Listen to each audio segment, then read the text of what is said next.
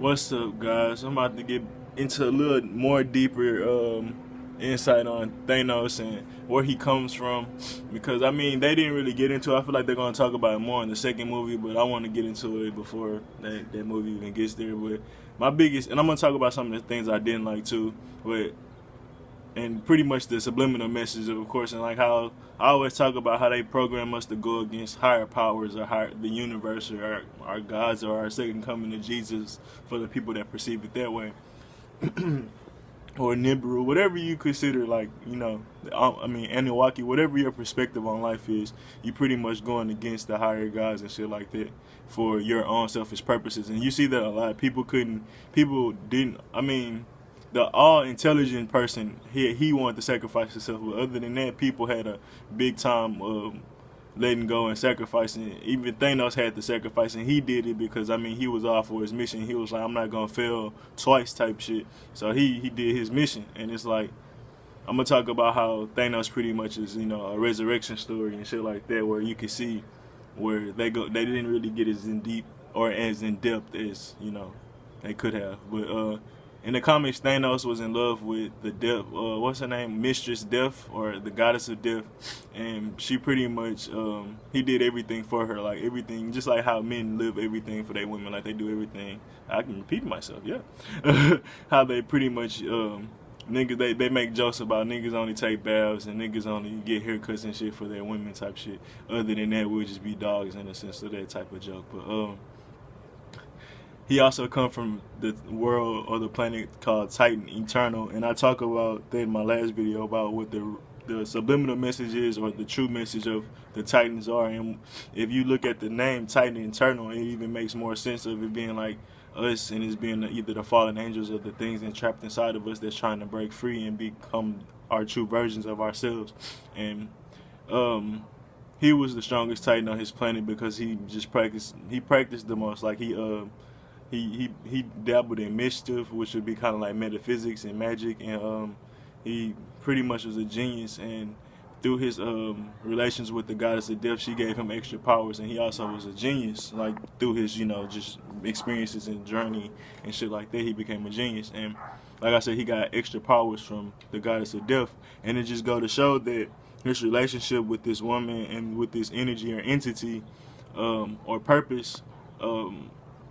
He pretty much was on a will path. He actually had a mission. He actually had a purpose that could be drawn back to someone, and it'll make a lot more sense when you go back to the next. It'll make more sense if they incorporate her in the next movie, because it's like, well, yeah, we know he has this urge to do this, and he has this urge to rebalance because of his planet and shit, but maybe it's something else happened even deeper to make it even go harder and make him believe, because I mean, a lot of us go through that. We all have experiences, but we also need that break. I mean, yeah, I guess it's kind of the same. We need that breaking point to help us change. But yeah, I'm gonna get more into him, but it's just little things that I seen that just show you like spiritually, like Spider-Man. He wasn't ready to go, and if you look at Spider-Man and the Egyptian and who he lined up with, I believe it's Heru, and Heru is would be considered like how he's considered the hometown hero. He's a person like Hercules that wanted to stay on Earth, and he didn't really want to go back to heaven. So that's why he didn't really want to die. And you see him fighting death, and it just go to show that this is just the illusion. This is just the realm for happiness and whatever you really. I mean, if you know you the code, you a superhero, you can do whatever you want. You want to save people, you want to do work. That's what you're gonna do, and that's what we pretty much down here doing is work. And some people get so in love with their work that they don't want to leave it type shit, and that's why we say we get trapped in our own illusions. But like another thing is when everybody had vanished, like nobody had answers, nobody really know what happened, and they go to like biblical verses and shit, just talking about how people will have faint of heart and really won't have no explanations because their hearts will be broken and shit like that.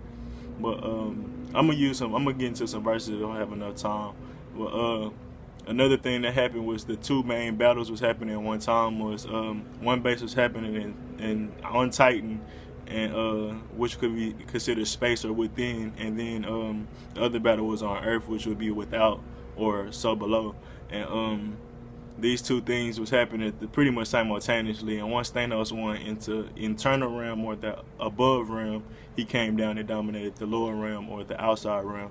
And it just go to show, like I said, these all about metaphysics. This is all about the mind and about the body, and that's why I say I be getting tired of these movies, because I mean, not so much tired, because they do help you. Just if you know the messages they're putting out, it just help you stick to yourself. But it's like you really just watching the same movie over and over again with different characters. But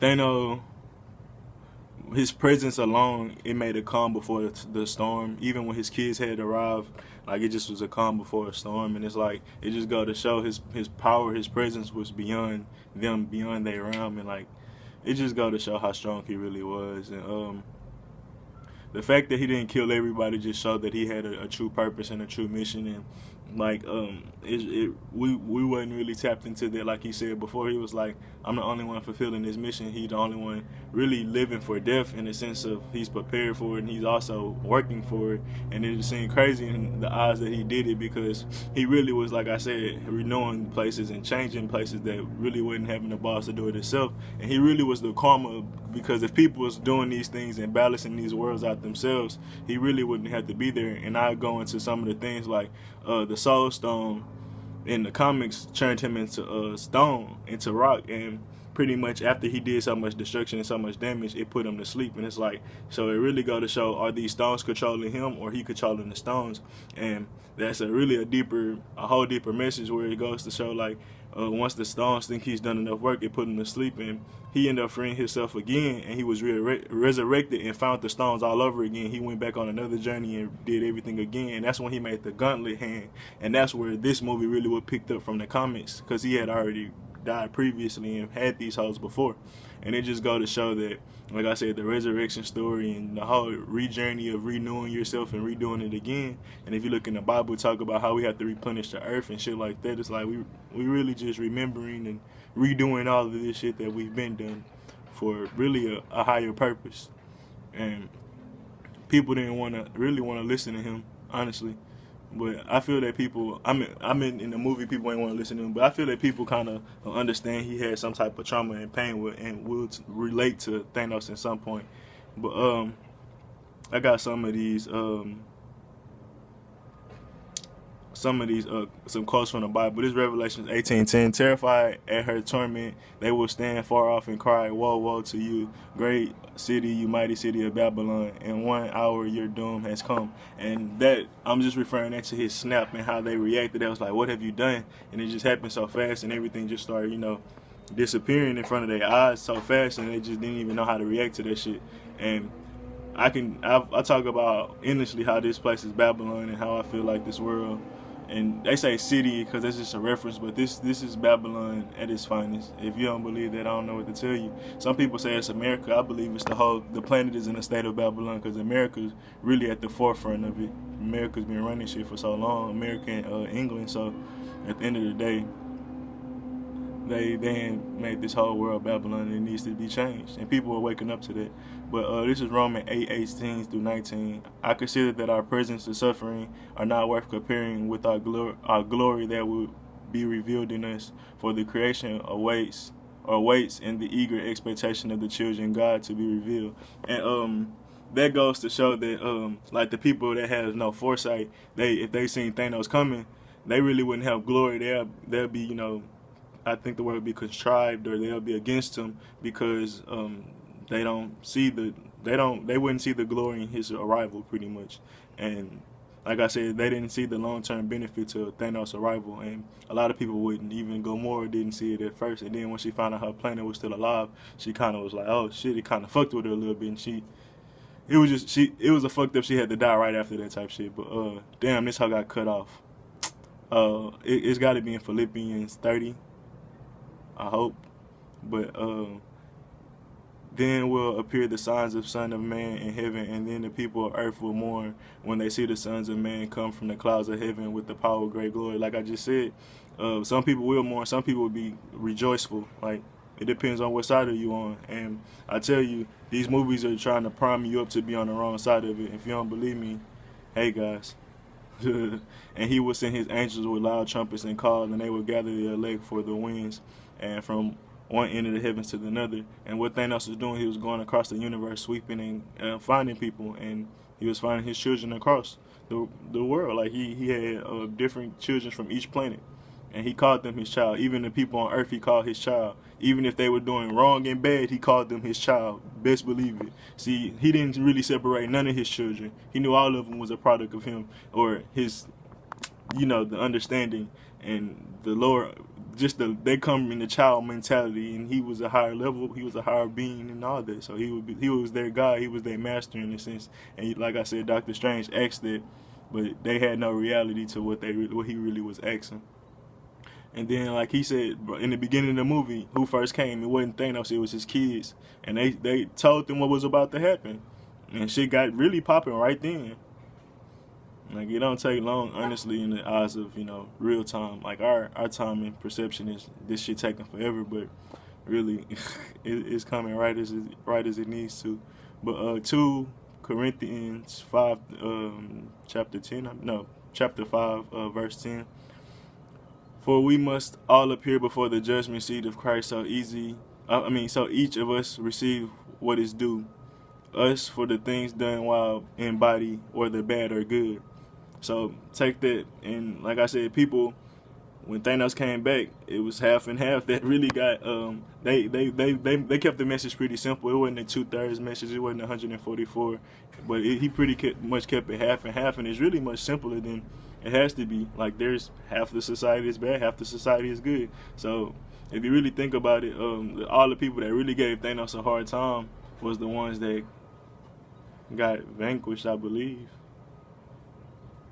When I was looking at it, I got that thing, but but pretty much, good or bad, you have to get your judgment, and people don't even want to get their good, and they don't even know. Like, some people are so doubtful and so down on themselves, they don't even believe they have good coming to them, and that'll be like the people that survive. That'll be like, man, why am I alive? Why did they didn't take me? Shit like that. It's like, bro, you did what you had to do, and now you questioning and all that other type shit. So now you confusing yourself, but. Like, there is a elect few that's been doing righteous without even knowing they're doing righteous, in a sense. And some people that know they're doing righteous and going even harder. And, like I say, they're going to get their due.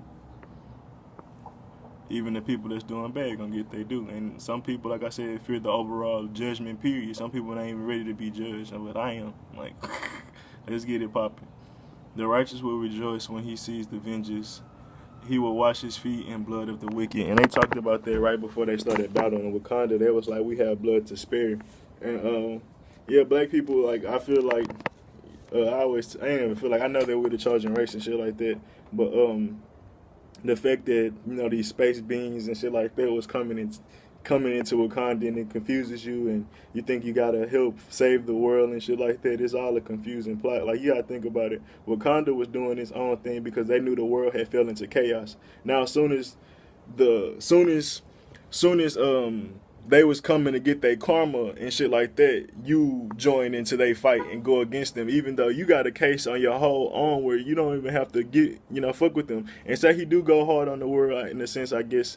If they don't stop him, he snap his universe, and even if you're in the dome, you're not safe. But I was like, shit, they really couldn't even do nothing like to him, because they was really good inside that dome. But like I said, the righteous is righteous, and you really couldn't hide from it no matter what.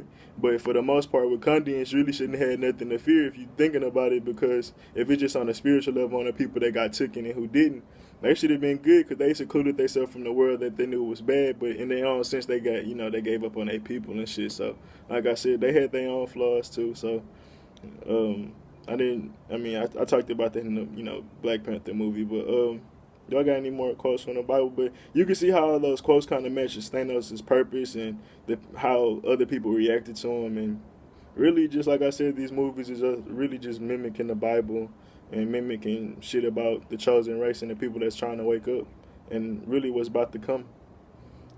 Well, yeah, I'm out. I didn't even know I was going to make this video, but hey, I might make another one, so stay tuned. Peace.